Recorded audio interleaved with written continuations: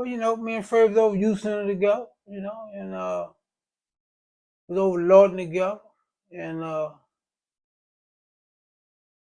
when they seen we had the Wreckin Crew, he said, man, let me come down there and get my work in, man. And Fray could fight. You know, Fray could fight. But street and boxing? Yeah. But see, here's the thing. If you don't love it enough to make a career out of it, the streets gonna pull you back. You know, some dudes just use it for rec while they in. You know what I mean? Or cause me and Chick or everybody else doing it. But let me come down there and get my work, man. Here's what I don't like. What I don't like is when dudes get on boxing teams and they want to handpick who they work with. You know what I mean? It wasn't like that with the Wreckin Crew. Everybody on there had to work each other. And that's why I always get Tony Harris his props, man. Shorty could fight. Good God Almighty. I remember, man, when he couldn't fight. And, man, I'm talking about when I came back and turned pro, Tony Harris is the one who got my slipping game like it is. Shorty used to stand right in front of me. You know what I mean? And I'd be throwing it at him.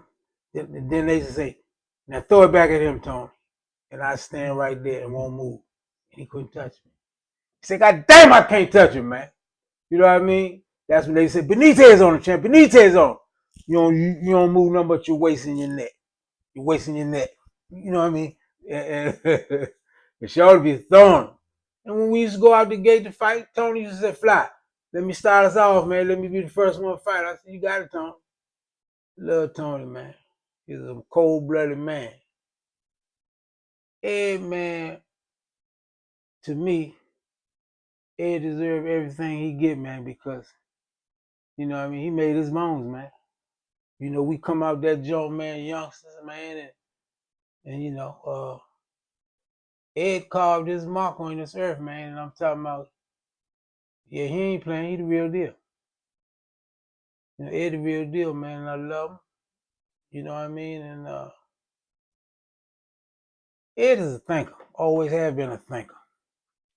But in these days and times that we live in now, you can't put yourself out there. You know what I mean? When you done gave 2-3 cases back and life sentence back, you got to be very careful what you say. You know what I mean? And you, man, you express his history, man, so poignant, and it was so, man, in detail. You gave him his props, and people needed to hear that. You know, little dress himself. Ed used to dress, man. Who dressed better, him or Fray. Fray?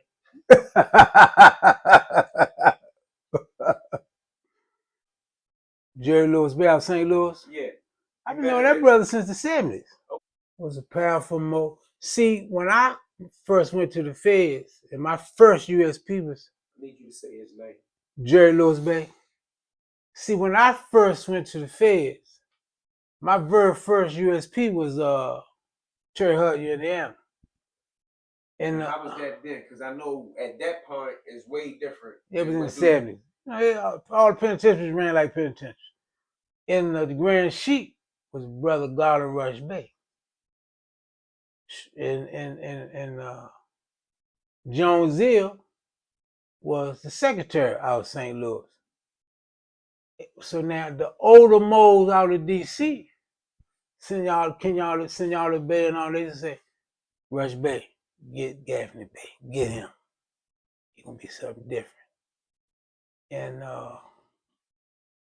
Kansas City and St. Louis run together like DC and Maryland. You know what I mean? They got a connection. Because they be in the same joint together. Candy Samples, that's where Sonny Liston came out of state joint in St. Louis. And Garland Rush Bay introduced me to Jerry Lewis Bay years ago.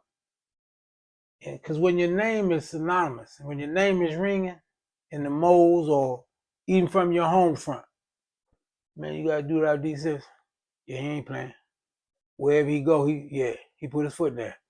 It's the same thing with the moles. Now back then in the 70s, DC and the moles used to get a third of everything came in the penitentiary. Mandatory. So yeah, I didn't even know the brother was still alive, man, but extend my salam to him when you see him. And if Garden Rush Bear is still alive, please tell him to give a Sheik my love, my support, because, man, that's my man. And, Eon, let me say this before we close. A lot of these young brothers and sisters in this city, all over the world, they can't take this election for granted, man. They cannot talk that ignorance about we ain't ready for a female president. We got to choose the lesser two evils. This dude, Donald Trump, did something with that January 6th thing that I never in my lifetime thought I would see happen in Washington, D.C. Them people stormed that Capitol talking about going up there killing Mike Pence and Nancy Pelosi. And you know, if Merriam Bird was still, man, he would have said, we got something for him. He'd have ran them rednecks up out of there. So now, we got to go with this system, man. We got to go with this system, because if this dude get back in office, we're going back to the Ku Klux Klan days, man. He already said, I said I was going to overturn Roe versus Wade. He said, and I did it. It took 54 years to do it. He said, he's a racist, he's narcissistic, and he's ignorant. But, man, a lot of them young dudes, they get up in the morning, wash your face, brush your teeth, get something to eat, and gone out the door. You can't be content with life and not educate yourself to know what's going to happen. Because, man, what happened in this race is going to affect our children, grandchildren, and generations. Man, we got to start getting these youngsters to realize we need to vote for this woman, man, to keep this dude out that office. Look what he did to all the courts. They ruling his fit. They trying to keep him out of jail. This is the most important election in our lives, man.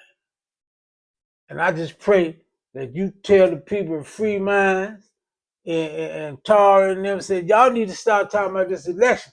Worrying about this little Jack and Jill books and all this. We need to start talking about, man, getting people's families. And this is important, man.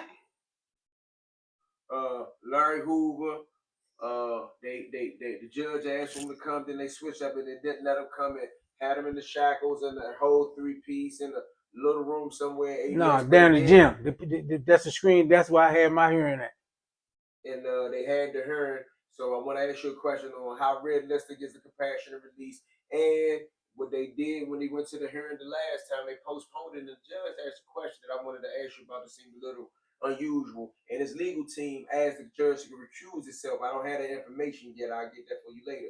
But a part of his hearing was, how many murders is your defendant responsible of? I seen that. I said, what do you think about all that together? Everything. That was prejudicial. That was prejudicial. He ain't got no business asking that. And that's the same way Eddie Mathis gave his life sentence back when the prosecutor called him the Godfather in court. This judge had no business asking him about, he ain't responsible for everything happened in Chicago since he been locked up. Just because they claim he the leader of GD.